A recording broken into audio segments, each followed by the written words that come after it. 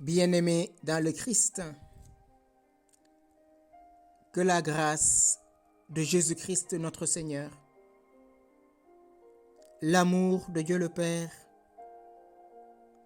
et la puissance du Saint-Esprit descendent maintenant sur nous pour nous aider à méditer cette parole afin qu'elle puisse porter du fruit dans notre vie pour la plus grande gloire de Dieu et le salut de nos âmes. Nous poursuivons notre méditation sur la puissance de la parole de Dieu. Aujourd'hui, nous allons méditer la parole comme une lumière.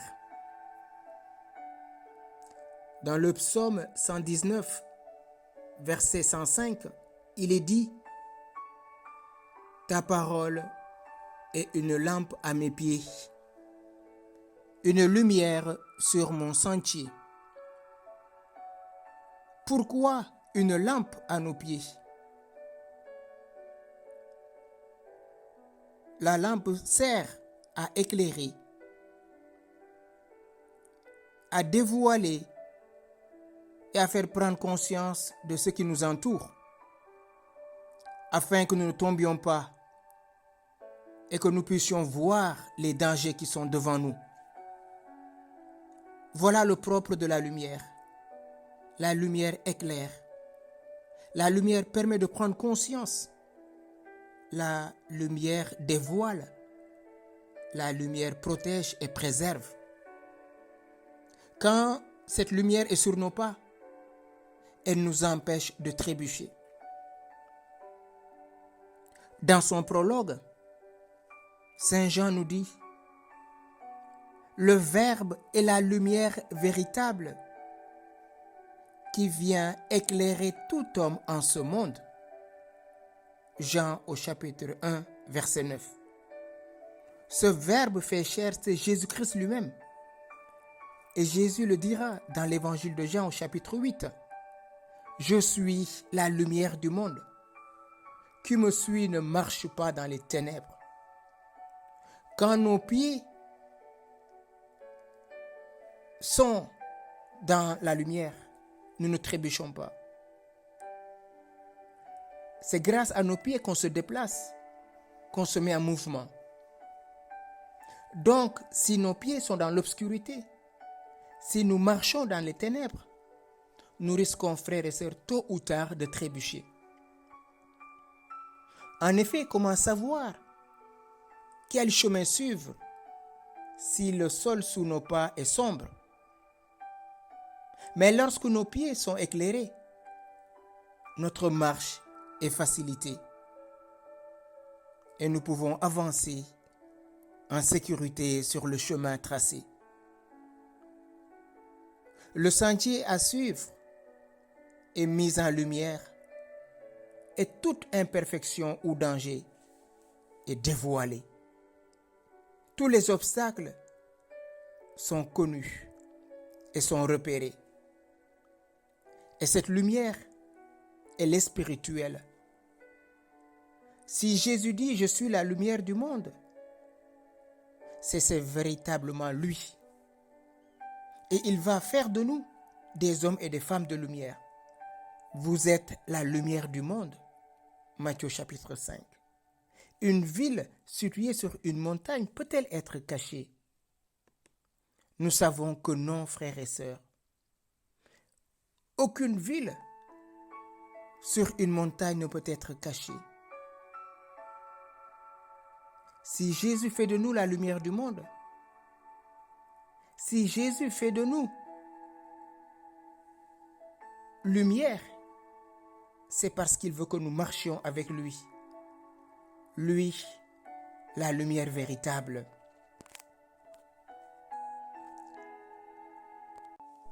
Je suis la lumière du monde. Je suis venu dans ce monde afin que quiconque croit en moi ne demeure pas dans les ténèbres, nous rappelle Jésus, Jean 12, verset 46. Cette lumière est la vie elle-même, celle qui conduit jour après jour. Dans le second livre de Samuel, au chapitre 22, verset 29, il est dit « Oui, tu es ma lumière, ô Éternel. L'Éternel éclaire mes ténèbres. » Et nous le connaissons, ce beau psaume, le psaume 27. « Le Seigneur est ma lumière et mon salut. De qui aurais-je craindre? Le Seigneur est le rempart de ma vie. Devant qui tremblerai-je? » Dès la Genèse apparaît la lumière. Pour la première fois, Dieu parle. Et qu'est-ce que dit Dieu? Que la lumière soit, et la lumière fut. Sans lumière, frères et sœurs, il n'y a pas de vie. La lumière nous permet de discerner les couleurs, les objets. Et si Jésus se dit lumière du monde, c'est qu'il veut, par lui, avec lui et en lui, nous puissions glorifier le Père. Poser nos pas sur ses pas. Il est donc important de suivre le bon chemin en étant éclairé d'une lumière capable de nous montrer les dangers.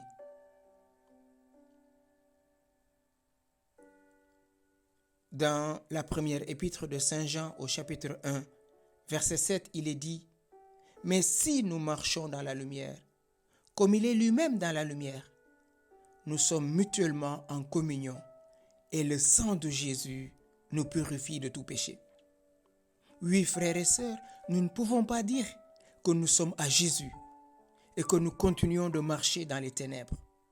Nous faisons de lui un menteur. Nous ne pouvons pas dire que nous sommes à Christ, que sa parole demeure en nous et nous nous conduisons comme des païens. Nous laissons la chair dominer. Oui, Jésus éclaire non seulement ce qui est devant nous et autour de nous, mais il peut aussi lire ce qui se trouve au fond de nos cœurs. Il est Dieu, il sonde les cœurs et les reins. Le psaume 90, verset 8. La lumière réchauffe. C'est l'amour. Quand on est dans la solitude, quand on est abandonné, quand on est incompris, allons nous réfugier dans la parole de Dieu qui est une lumière qui réchauffe nos cœurs.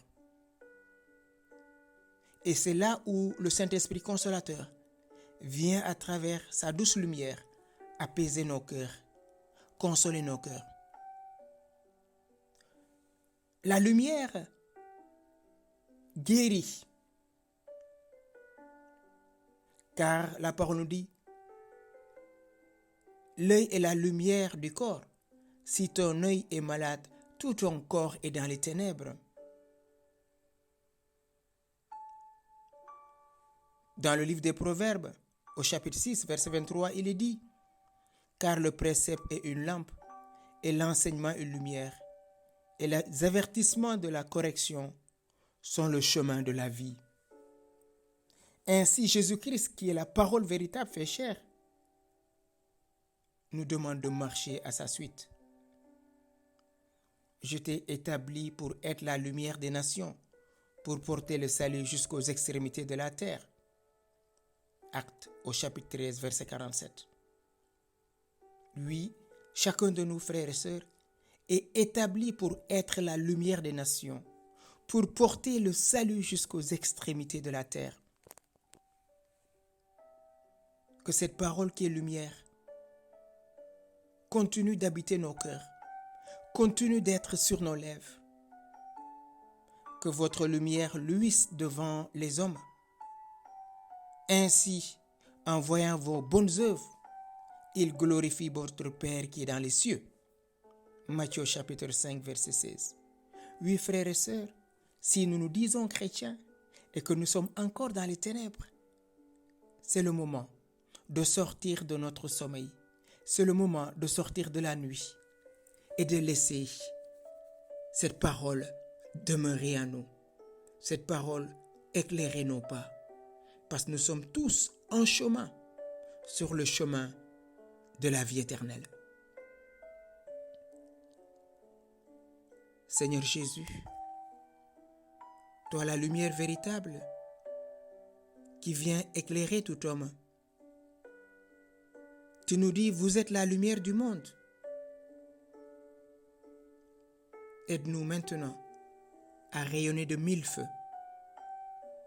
Tu vois les ténèbres qui ont envahi cette lampe, au point que les ténèbres se sont installées dans notre cœur, par le doute, par toutes sortes de péchés. Mais toi, tu es le juste miséricordieux, lent à la querelle et plein d'amour. Viens maintenant nous donner cette lumière. Que cette lumière vienne chasser maintenant les ténèbres dans notre cœur, dans notre conscience et dans notre vie. Ô Yeshua, toi la lumière véritable qui éclaire tout homme, viens éclairer notre conscience pour y chasser toute culpabilité, toute honte et guérir toute blessure. Par la puissance de l'Esprit Saint consolateur, l'Esprit de lumière et de paix, viens délivrer notre conscience, viens guérir nos cœurs et nos corps et fais de nous une créature nouvelle, afin que cette lumière placée dans notre cœur, dans notre conscience, continue d'éclairer toute notre existence pour faire de nous des véritables témoins de la bonne nouvelle. Allez porter au monde la bonne nouvelle, car une ville située sur une montagne ne peut être cachée, et on n'allume pas une lampe pour la mettre sous le boisseau, mais on la met sur le chandelier, et elle éclaire tous ceux qui sont dans la maison. Seigneur Jésus, aide-nous maintenant à vivre de cette lumière que tu as déposée dans nos cœurs, que tu as déposée dans nos mains, que cette lumière nous environne, que cette lumière nous accompagne tout au long de cette semaine pour que nous jouissions de cette lumière et soyons nous-mêmes porteurs de lumière, les uns pour les autres, pour que ta gloire rayonne maintenant et pour les siècles des siècles. Amen.